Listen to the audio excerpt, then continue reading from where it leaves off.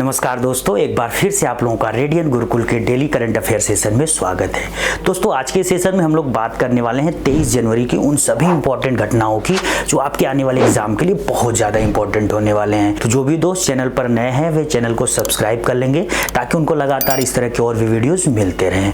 दोस्तों, आज के सेशन की सबसे बड़ी न्यूज़ है कि आखिर WHO से अमेरिका क्यों हुआ बाहर। अमेरिका ने खुद को WHO यानी कि वर्ल्ड हेल्थ ऑर्गेनाइजेशन, जिसको विश्व स्वास्थ्य संगठन बोलते हैं, उससे बाहर कर लिया है। ये आज के सेशन की सबसे बड़ी न्यूज़ है। तो चलिए दोस्तों, आज के सेशन को इसी न्यूज़ के साथ शुरू करते हैं। और आज के सेशन का पहला और मोस्ट इंपॉर्टेंट, मोस्ट एक्सपेक्टेड आपके एग्जाम के लिए जो क्वेश्चन है, which country has decided to withdraw from WHO in January 2025। तो जनवरी 2025 में किस देश ने अपने को WHO से बाहर होने का अनाउंसमेंट किया है? तो दोस्तों, उस देश का नाम है अमेरिका। अब देखिए, रिसेंटली हुआ क्या कि 20 जनवरी को अमेरिका में 47वें राष्ट्रपति के रूप में, जो 47वें प्रेसिडेंट अमेरिका के हैं, उनके रूप में डोनाल्ड ट्रंप ने अपनी शपथ ग्रहण की। और जैसे उन्होंने शपथ लिया, दनादन ढेर सारे उन्होंने निर्णय ले लिए। और उन निर्णयों में जो सबसे बड़ा निर्णय था कि अमेरिका WHO से बाहर हो रहा है। दूसरा एक बड़ा निर्णय था कि अमेरिका जो पेरिस का क्लाइमेट एग्रीमेंट है, जिसको पेरिस जलवायु समझौता बोलते हैं, उससे भी खुद को बाहर कर रहा है। तो ये दो ऐसे बड़े डिसीजंस हैं अमेरिका के नवनिर्वाचित 47वें राष्ट्रपति डोनाल्ड ट्रंप का, जिससे पूरी दुनिया में हाहाकार मच गया। दोस्तों, अब यहाँ पे बात करते हैं कि अमेरिका आखिर अपने को, खुद को WHO से बाहर क्यों कर रहा है। इसके पीछे अमेरिका लॉजिक देता है कि WHO का जो रवैया होता है कोविड-19 जैसी महामारियों को लेकर, या दुनिया में अन्य जो भी हेल्थ से रिलेटेड इश्यूज होते हैं, वो काफ़ी नरम होता है। यानी कि उसके जो रूल रेगुलेशन होते हैं वो बहुत ज़्यादा स्ट्रिक्ट नहीं होते, जिससे इस प्रकार की समस्याएं ऑल ओवर द वर्ल्ड फैल जाती हैं। दूसरा उसका एक बड़ा रीज़न है कि हम लोग इतनी कम आबादी के बावजूद WHO में इतना ज़्यादा फाइनेंशियल सपोर्ट करते हैं, इतना पैसा देते हैं। वहीं दूसरी ओर चाइना, जिसके पास इतनी आबादी है, फिर भी डोनेशन के नाम पे WHO को थोड़ा सा ही पैसा देता है। और अगर हम इतना पैसा दे रहे हैं तो कहीं ना कहीं ये अमेरिका के फाइनेंशियल स्ट्रक्चर पर प्रेशर बना रहा है, जिससे हमारी जो अन्य जगह पे जो हम पैसा इन्वेस्ट कर सकते हैं वो प्रभावित हो रही है। तो ये कुछ बड़े कारण हैं जिसके कारण WHO से अमेरिका खुद को बाहर कर रहा है। दोस्तों, अब बात करें अगर WHO की, तो WHO यानी कि वर्ल्ड हेल्थ ऑर्गेनाइजेशन आज के डेट में दुनिया में स्वास्थ्य संबंधी समस्याओं या फिर उनके विकास वगैरह से संबंधित दुनिया की सबसे शीर्ष संस्था है। दोस्तों, इसको 7 अप्रैल 1948 को इस्टेब्लिश किया गया था और इसका जो हेडक्वार्टर है वो जिनेवा में है। दोस्तों, और एक चीज याद रखिएगा, 7 अप्रैल को WHO के स्थापना दिवस को पूरी दुनिया में as a world health day के रूप में सेलिब्रेट किया जाता है। अब देखिए, यहाँ पर एक चीज और याद रखिएगा कि जो WHO के हेड हैं, जिनका नाम है डॉक्टर टेड्रोस एडनॉम घेब्रेयेसस, इन्होंने भी यहाँ पे काफी रिग्रेट एक्सप्रेस किया है कि अमेरिका अगर इस संगठन से बाहर हो रहा है तो कहीं ना कहीं ये WHO के लिए बहुत बुरा है। और WHO हो सकता है कि आने वाले समय में पूरी तरीके से डिसॉल्व भी हो जाए, क्योंकि अमेरिका बहुत ज़्यादा फाइनेंशियल सपोर्ट इस अंतर्राष्ट्रीय संस्था को करता है। दोस्तों, चलिए आज के सेशन का एक और मोस्ट इंपॉर्टेंट क्वेश्चन देखते हैं। What is the name of the garden at Rashtrapati Bhavan that will be open to the public from February 2 to March 30, 2025। ये बहुत बड़ी न्यूज है हर भारतीय व्यक्ति के लिए जो दिल्ली या दिल्ली के आसपास के क्षेत्रों में रह रहे हैं। दोस्तों, अब देखिए न्यूज क्या आ गई है कि राष्ट्रपति भवन में आपको उस उद्यान का या फिर बगीचे का नाम बताना है जो 2 फरवरी से लेकर 30 मार्च 2025 तक आम जनता के लिए खुलने जा रहा है। दोस्तों, तो बिल्कुल इस बगीचे का नाम याद रखना है, अमृत उद्यान। इसको पहले मुगल गार्डन के रूप में जाना जाता था, तो इसी मुगल गार्डन का नाम बदलकर भारत सरकार ने अमृत उद्यान कर दिया। SSC इसको ऑलरेडी अपने एग्जाम में क्वेश्चन रिपीट कर चुकी है। तो अब ये जो अमृत उद्यान है दोस्तों, इसका जो एंट्री मतलब पब्लिक के लिए शुरू हो रही है वो 2 फरवरी को शुरू होगी और 30 मार्च तक चलेगी। आम जनता इसमें कब से कब तक, यहाँ पे जितने भी ये देख रहे हैं विभिन्न प्रकार के जो फूलों का पूरा एग्जीबिशन है, इसका लुत्फ उठा सकते हैं। तो ये सुबह 10 बजे से लेकर शाम को 6 बजे तक, सप्ताह के 6 दिन तक, सोमवार को छोड़कर, क्योंकि सोमवार को इस बगीचे का मेंटेनेंस वगैरह किया जाएगा। बाकी 6 दिन ये बगीचा आम जनता के लिए सुबह 10 बजे से लेकर शाम को 6 बजे तक खुला रहेगा दोस्तों। इसके साथ ही अगर कोई भी विजिटर इस बगीचे में घूमने जाना चाहता है तो यहाँ पर वो जाकर visit.rashtrapatibhavan.gov.in वेबसाइट पर जाकर अपनी पहले ही बुकिंग करा सकता है। साथ ही वॉक इन ऑप्शन भी है कि अगर चाहे तो राष्ट्रपति भवन के पास भी जाकर टिकट ले सकता है दोस्तों।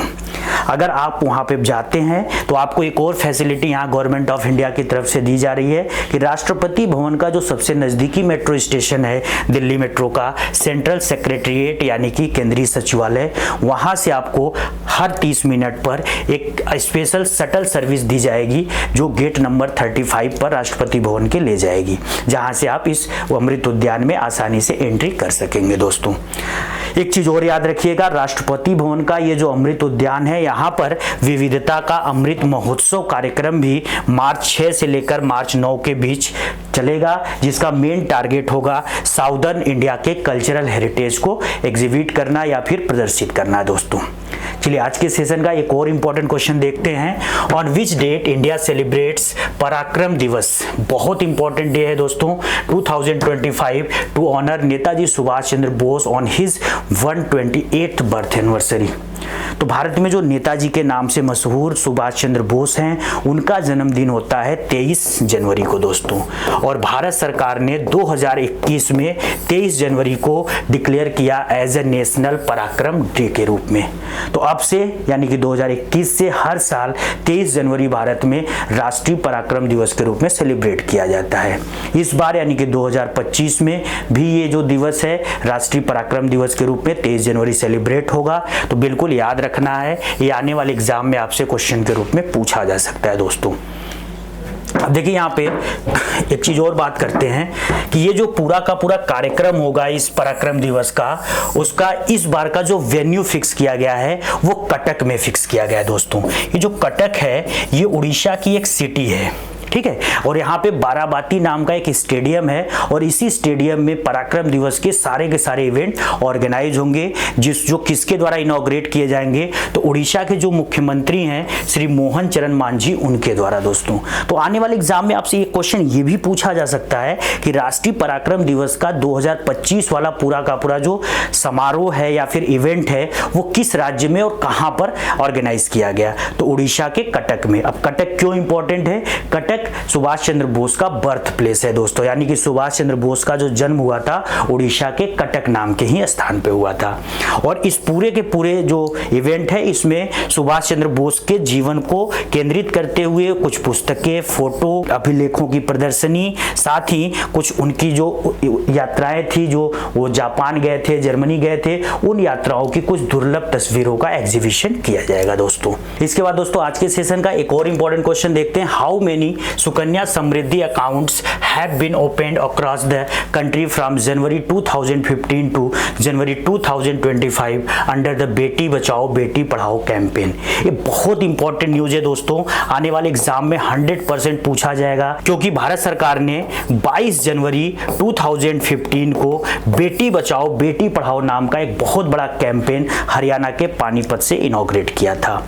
और इसी बेटी बचाओ बेटी पढ़ाओ कैंपेन का एक बहुत इंपॉर्टेंट पार्ट होता है सुकन्या समृद्धि खाता योजना दोस्तों। तो ये जो सुकन्या समृद्धि खाता योजना है, इसने पिछले 10 सालों में जो अकाउंट ओपन किए हैं वो अप्रोक्सीमेटली 4 करोड़। ये भारत सरकार का डेटा यहाँ पर आया है कि 4 करोड़ खाते सुकन्या समृद्धि योजना के तहत बेटी बचाओ बेटी पढ़ाओ कैंपेन के अंतर्गत खोला गया है दोस्तों। अब यहाँ पे अगर हम बात करें दोस्तों कि ये जो सुकन्या समृद्धि खाता योजना है इसका फीचर्स क्या होता है, तो भारत में कोई भी 10 साल तक की जो बालिका होती है, यानी जिसकी उम्र 10 साल से कम होती है उसके लिए ये खाता खोला जा सकता है। साथ ही यहाँ पर जो आपको डिपॉजिट करने के पैसे को आपको ऑप्शन दिया गया है वो मिनिमम 250 रुपये, यानी आपके घर में अगर कोई लड़की है जिसकी एज 10 साल से कम है तो आप उसके लिए कम से कम हर साल 250 रुपये जमा कर सकते हैं और अधिक से अधिक 1.5 लाख रुपए आप पर एनम यहाँ पे जमा कर सकते हो। और सरकार इस पैसे पर 8.2 के हिसाब से कंपाउंड इंटरेस्ट रेट पे करेगा। तो ये बहुत इंपॉर्टेंट है और ये जो खाते होते हैं आप पोस्ट ऑफिस के साथ किसी भी कॉमर्शियल बैंक में खोल सकते हो। तो ये बहुत इंपॉर्टेंट स्कीम है जिससे कहीं ना कहीं महिलाओं का या बालिकाओं का एक तरीके से एम्पावरमेंट होगा। उनके एजुकेशन से लेकर उनकी शादी विवाह तक के जो खर्चे हैं उनके माता पिता पर इस योजना के तहत कहीं ना कहीं कम होगा दोस्तों। चलिए आज के सेशन का बिल्कुल लास्ट क्वेश्चन देखते हैं। Where did the foreign ministers of Australia, India, Japan and US meet in January 2025 for a highly anticipated Quad ministerial meeting? अब देखिए जो क्वाड है, क्वाड का मतलब क्या होता है तो बिल्कुल समझ जाइएगा। क्वाड्रिलैटरल सिक्योरिटी डायलॉग, यानी कि इसको बोलते हैं चतुर्भुज सुरक्षा वार्ता। इस चतुर्भुज सुरक्षा वार्ता या फिर इसको पॉपुलरली हम क्वाड बोलते हैं, 2007 में जापान के प्राइम मिनिस्टर शिंजो अबे के द्वारा प्रपोज्ड किया गया था और तब से लेकर हर साल ये क्वाड के बैठक होते हैं।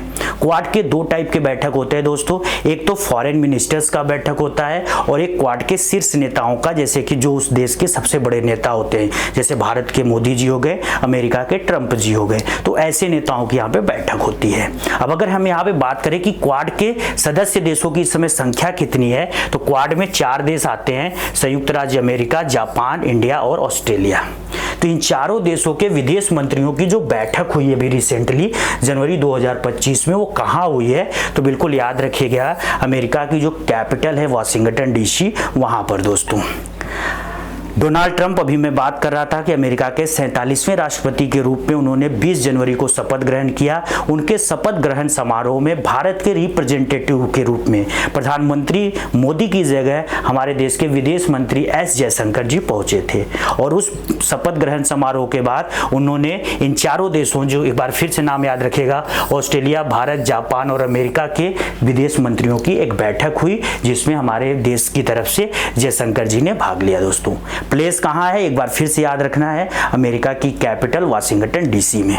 अब इस बार 2025 का जो क्वाड लीडर समिट होगा, यानी कि क्वाड के जो शीर्ष नेताओं का सम्मेलन होगा, वो भारत में होगा। इसके बाद दोस्तों आज के सेशन में बस इतना ही। आज के सेशन की पूरी जो पीडीएफ है आपको रेडियन गुरुकुल के टेलीग्राम चैनल से मिल जाएगी, जाकर वहां से डाउनलोड कर लीजिएगा।